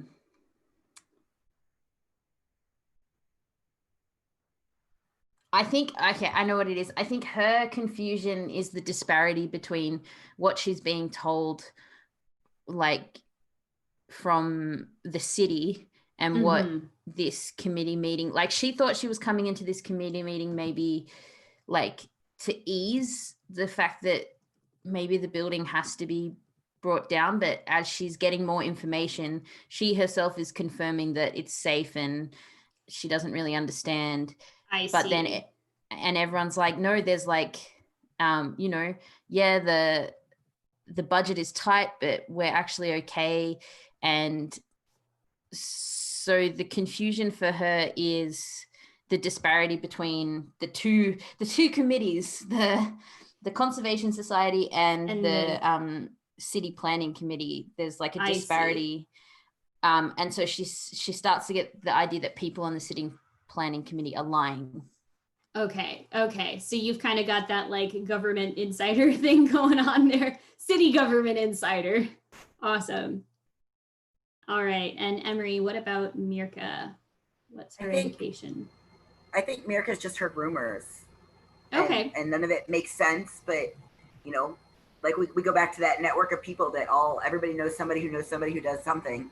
And they are all talking, you know, you're hearing all these whispers around. And yeah, now she's set to investigate it for herself. I think maybe you've heard some rumors from the kids too. Like, you know, the way that kids will sort of say things and they don't really know what it is they're saying. They've just heard an adult or they've heard someone else say it and then they repeat it. And then you're just like, what do you mean by that exactly? So maybe you've heard some strange things from, we're just going to call them the brownies because that's fun. And I like the idea that they are actual like fae brownies. So the brownies or whatever it is we end up calling them, maybe you've heard like them Imps. whispering about these sort of things. Excellent. Well, I like what we're building to here. This is great. I think we're going to take a really quick break so everybody gets the chance to stretch, hydrate, take meds, do whatever you need to do. We will be back very soon with the conclusion of this little exposition session 0 we've got going on. And when we do that, we'll be going through the sort of like little day in the life for each of the characters, go over some really simple stuff of how we make rolls and play the game. And yeah, we will see you very shortly.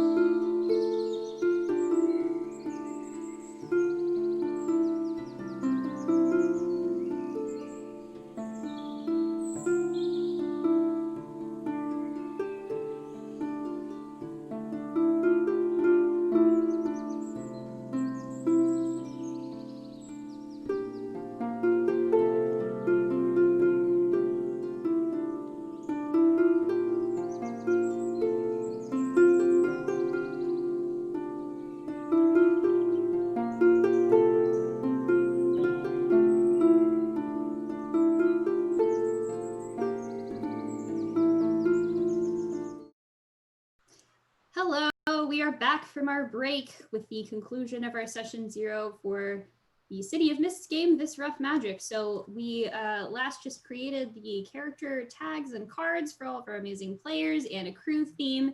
And now we're gonna finish out this session by doing a sort of quick little day in the life thing for each of our characters. So we're gonna go ahead and start out. Let's say it is the morning in Prosper City, which is what I have decided that the city is going to be called. Just at the very beginning of, starting your day, waking up, what is it that your characters are doing? Tell me a little bit about what's going through their heads at the beginning of this day, this normal day in their lives.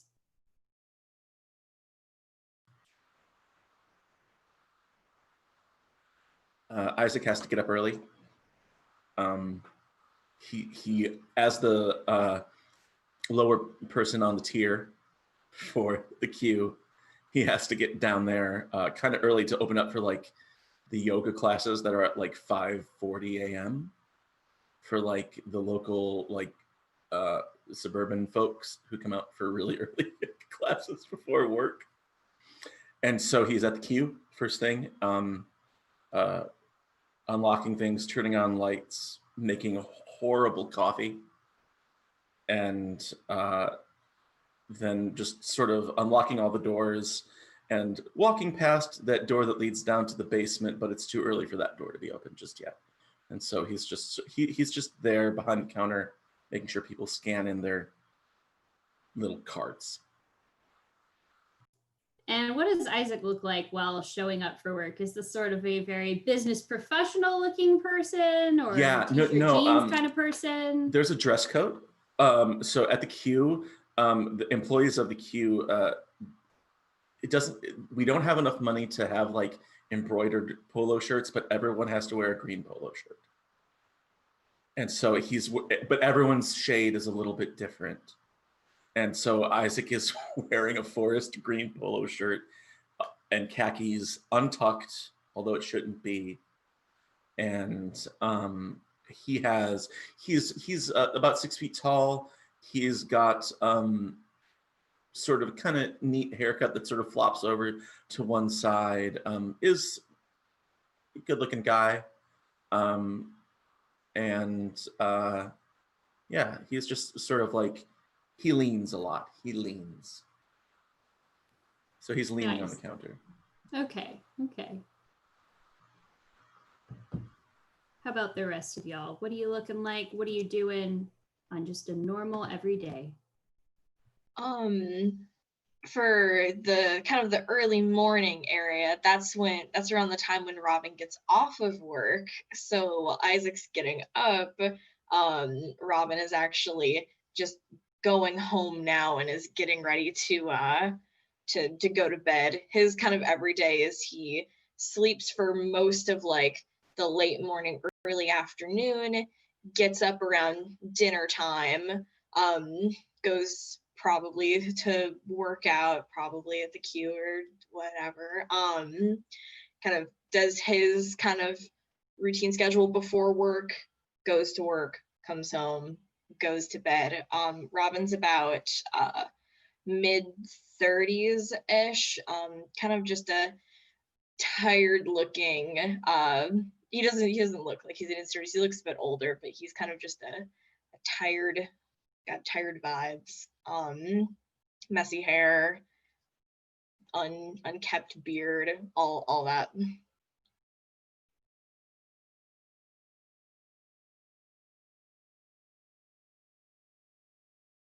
Very nice, very nice. How about what is Mirka up to? What is her typical day kind of shaping up to be? So Mirka also gets up early. She's very into the routine of the day. She gets up, she does, normal morning get moving kind of things, and then hits a meeting before work. And like I said before, she works in recovery. coaching. Specifically, she works with like teenagers who are court ordered, so they don't always want to be there, but most of them have to be there, and it can make for some really interesting things. Something I haven't mentioned so far, Mirka is a wheelchair user, and she's fairly new at that. It happened with her car accident that pushed her into recovery, and she's still pretty angry about it. So when she's working with these teenagers and they're always saying things, it really kind of pisses her off sometimes. But then after work, she comes home, food, you know, normal stuff, art. She really likes bad reality TV. Like, she knows a lot about like old Survivor and things like that. So yeah, I love that. that's Mirka's day. Nice. Is the recovery coaching at the Q or somewhere else? She is at the Q sometimes. Recovery coaching kind of takes her all over the city. She meets with people at home or at counselors' offices, at the Q, kind of a lot of different places.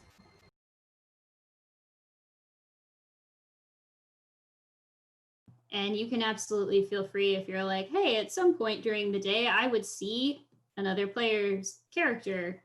You can feel free to do that and you have like a little discussion together. We'll see.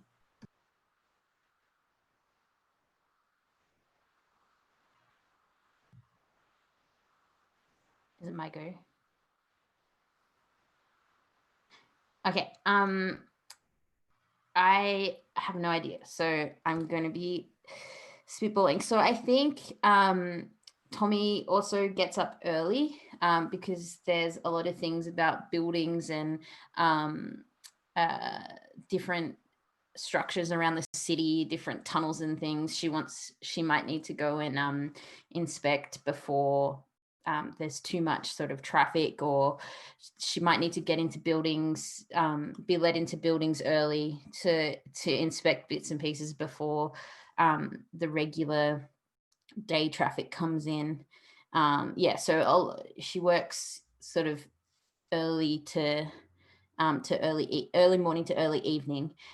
I would say she's pretty all over the city. Like she's got a list of places she's got to hit and certain things she's got to check out. Issues around the city. I would say I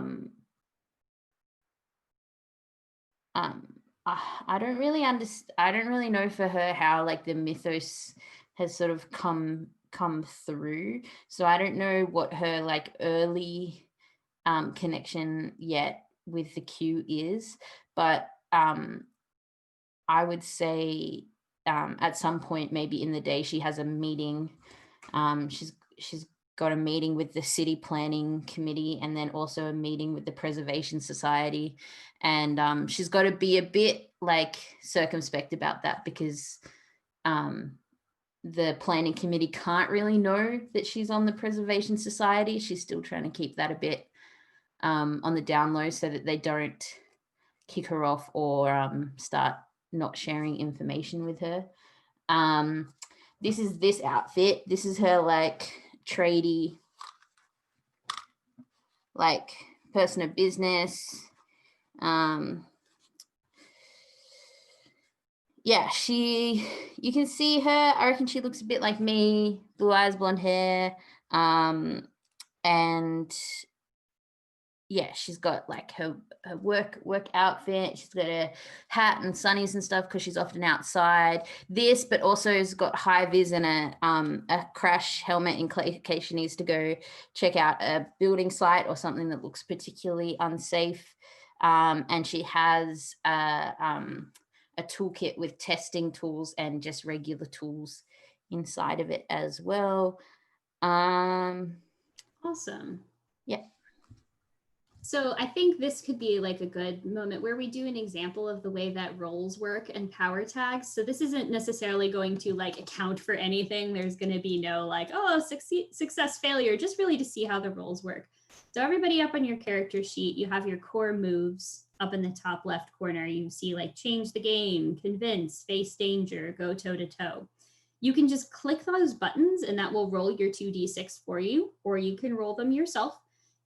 If you want to add any power tags to your roles, you just tell me which ones you're using and how many. You can use up to 3. Otherwise, it can get a little bit ridiculous because, you know, not everything should apply to everything necessarily. So you can use up to 3 power tags, and they have to be something that will directly be helping you with that thing. So yeah, let's just say, you know, Tommy is just at a regular day at work and is trying to, you know, do some sort of like safety inspection of a building. I would have you roll investigate, and then you can tell me if you're going to be using any power tags to add on to that, and that just adds 1 roll or 1 to the die value for each tag you use. So you could use something from like your engineering card or anything like that.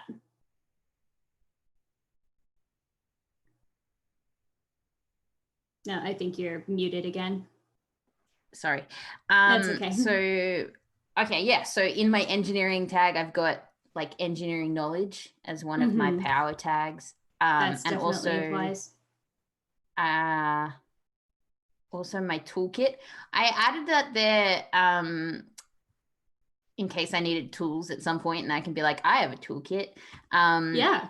But like as I'm testing things, I guess I could use that as well. Totally. So you would roll your investigate. And I have dice, but would you prefer, are you going to be looking, or like, would you prefer we roll it no, on it's Roll20?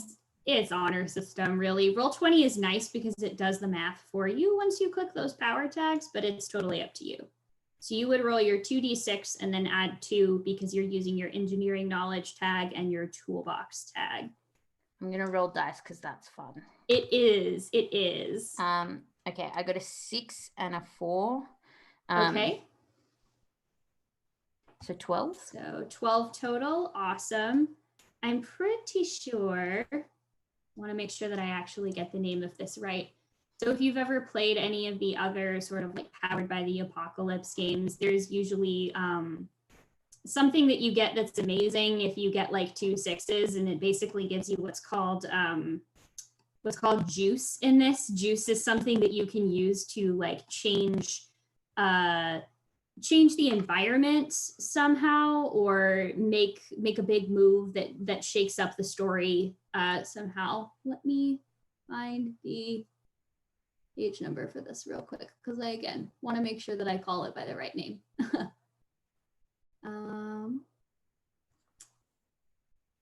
No, almost there.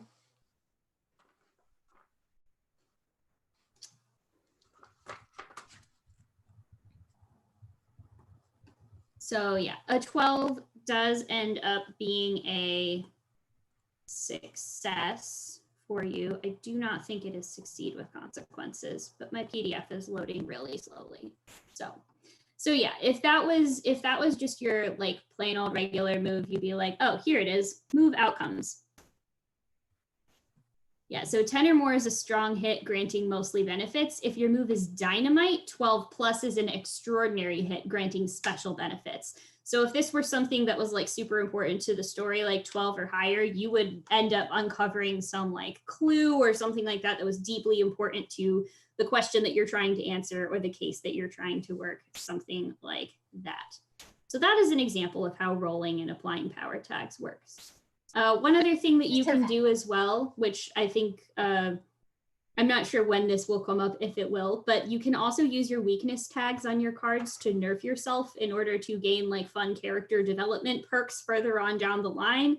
So if, for instance, I know that y'all have the crew tags that we just came up with, if you use the tag that's like, we hesitate a lot and we are not very good in our convictions when making decisions. If you wanted to like role play that out, you could use that power tag to nerf one of your rolls and subtract Anna, instead have of have add. we built a horrible team?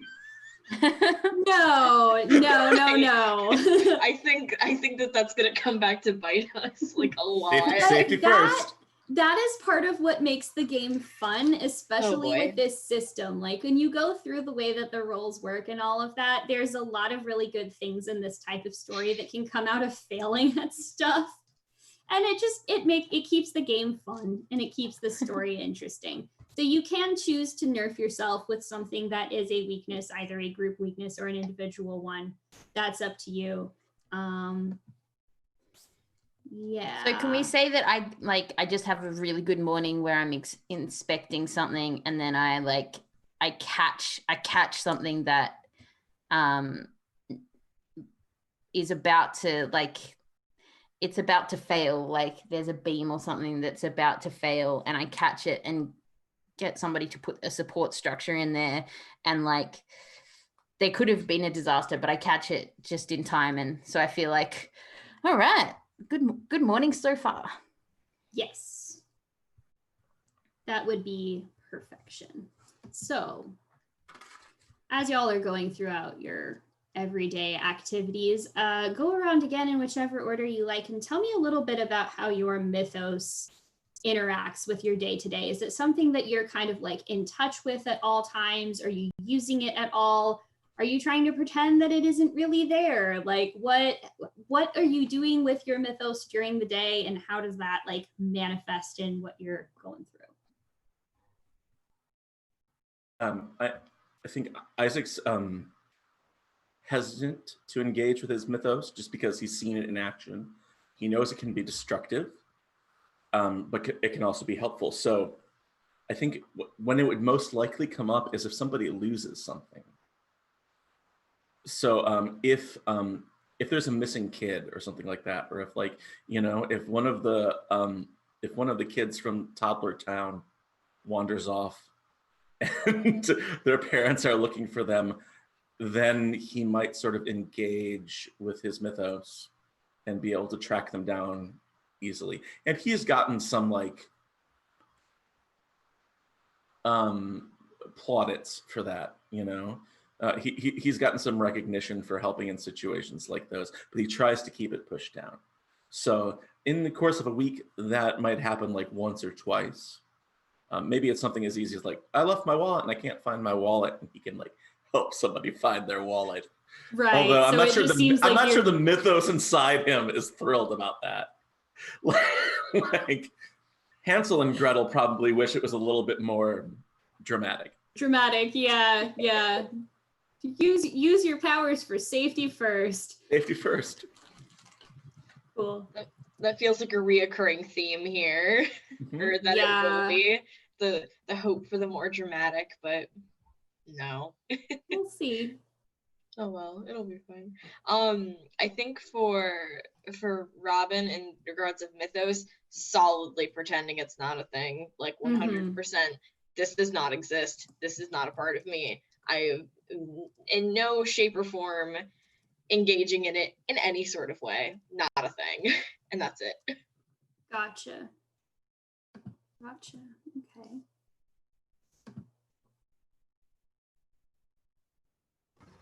I think Mirka just doesn't understand yet what it is. She's just kind of coming into this. She also doesn't want any part of it. There's been so many changes so quickly. She really just wants stuff to go back to the way it was before.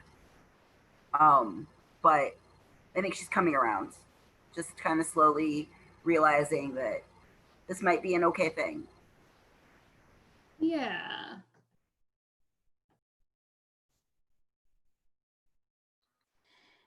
I think that Tommy's a little bit in denial.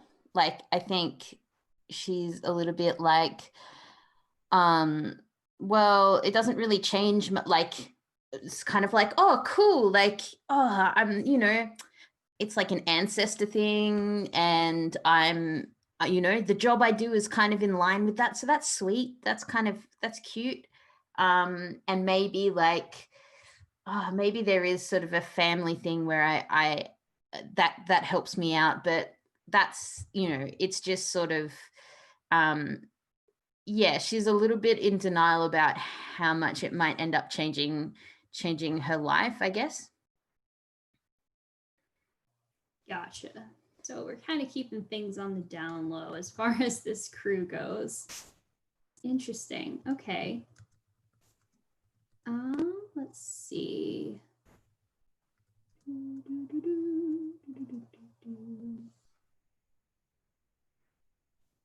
All right. I think this gives me personally, as someone that wants to help you all tell a good story, a whole lot to work with. So that was a good exposition session. There are a couple more things that are just some sort of like basic-y rule things that didn't come up during character or crew creation, but that I think is a little bit worth going over for how to play the game. There is the like player quick reference sheet, which is in the PDF on page 164. I'll drop the page number as well in our chat. And that basically it explains what all of the various moves mean. Like if you want to know what's the difference between facing danger and going toe to toe, that's where you look it up. If you want to know what the different dice results are, that's also where you would go for that. There's a couple different things that this game does that like helps the story. It's very cinematic in terms of its storytelling. So like as you make rolls and do things, you might generate things like juice, or you might gain a status. Juice is something that you can use to help out other players. You can spend juice on them to help them be able to add to their rolls, or you can change something about the world or about the situation in your favor. A status would be something like confused or on fire or super energized or something like that, that like depending on what different moves that like I as the MC use or you all as players move, you might give people a different type of status. So I guess just to use an example from one of the players, Isaac, the character, might have these, like might give someone a sort of status if he is using that like trail of breadcrumbs thing to like help them find things, like maybe they're glowing or whatever. I don't know, that's up to you. But they might have that status for the next like 12 hours, I think is what you said. There is a last sort of thing that is useful to know about your power tags before we sort of wrap it up here. If you look on the character sheet, there's the check mark to the right of your tags. That's what you click when you roll, if you are using that tag to add to your roll. There's also a little fire icon that's next to your tags. You do have the option in this game to burn a tag. You can choose to burn a tag when you make a move, and you essentially treat it as though you have an unmodified roll of a 10. So in exchange for getting one of those like good successes, but not dynamite successes, you can burn one of your tags. You can't add any other tags to the roll, and you cannot use a burned tag until you have recovered it with a montage, which is something that we might get into later. There are some cool downtime moves that are things like, it's very cinematic, so it's like montage, flashback, geek out during the credit scenes or whatever. So if we ever end up at the point where we need, you know, some sort of like scene demarcation or something like that for these characters, we'll probably go through something like that. That's not something that would necessarily happen every time, but in other systems that would be equivalent to like taking a rest or downtime or, you know, some other like rest, recuperate, make cinematic time pass quickly thing. So burning tags is an option. Use it wisely or not. I don't really tell you what to do.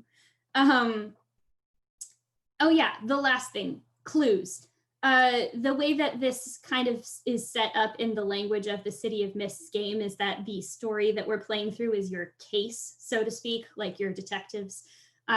Clues are things that you can gain through rolls that you can trade information from me. So you get clues from rolling investigation. So if you're like, I need to learn more about this, I'm going to dig deeper by like guessing the password on the Q laptop, or I'm going to talk to one of the small children about the strange rumors that they have been circulating around.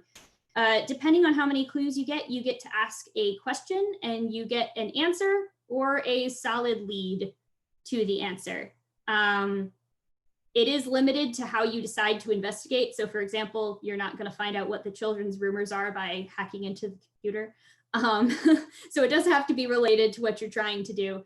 And yeah, that will help you as we go through, you know, like follow up on those leads and things of the story. This is a very sort of detective-y type thing. So like encourage you to ask lots and lots of questions about that because it's fun and it will help you have a great time with this story.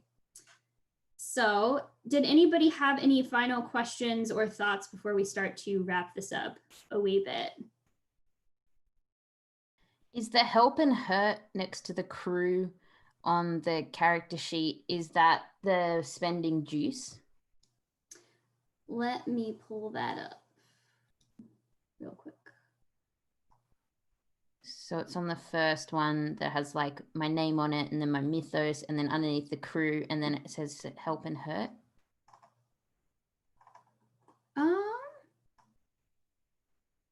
Was that on the card itself or?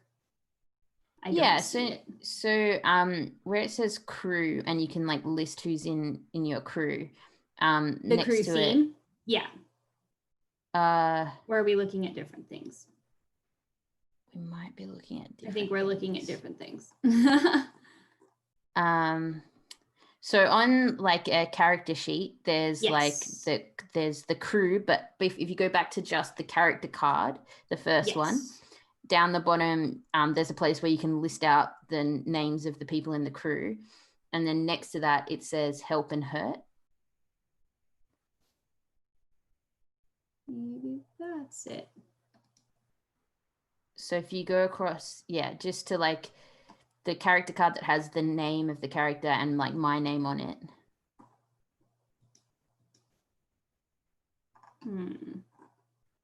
That's okay. I can ask you after. I'm not Don't seeing worry. it at the moment, but That's I okay. think that the idea behind that is if you were using this to roll your dice, you would probably end up checking that box to either spend juice in order to add to someone else's roll or hinder someone else's roll. There is an option that you could like hinder somebody from taking an action. If you're like, no, don't jump on the fire, you will hurt yourself, you can nerf them. But yeah, that should be applicable if you are doing it with the dice roller in the Roll20 itself. Otherwise, you just do the addition there.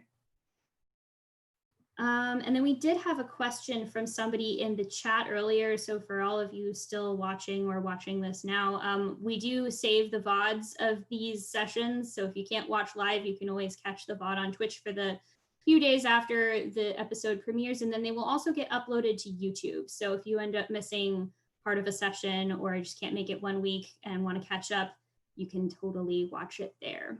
So I think that's everything I have here. We'll go ahead and go around and do some outros and stuff like that. It's a little bit of a shorter session today because still got, you know, fair amount of world building to do, but next week we will definitely be hopping right into the story.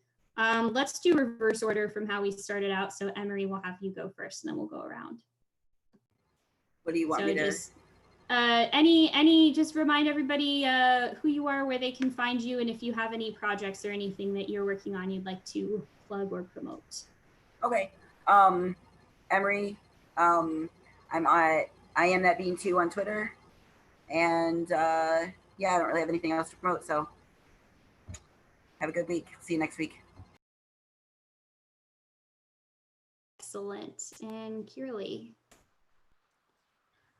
This was super fun. I'm Kiralee. I'm Kiralee Burnett on Twitter, and I also play in another game that's Hit Dice Heroes. So you should check us out on Twitter as well. Awesome. We'll be sure to. And Ace? Once again, hi, I'm Ace. You can find me at the Star Blaster on Twitter, or you can find my radio show, 89.7 FM, KUMM.org, Tuesday nights from 8 p.m. to 10 p.m. That might be changing, but Tuesday nights for right now. I'll post on my Twitter if that changes, but you can find me there too. Yeah, it's great being here and all that. Right on, that sounds rad. It's the first time I've ever heard a radio show plugged on stream, and I'm here for it.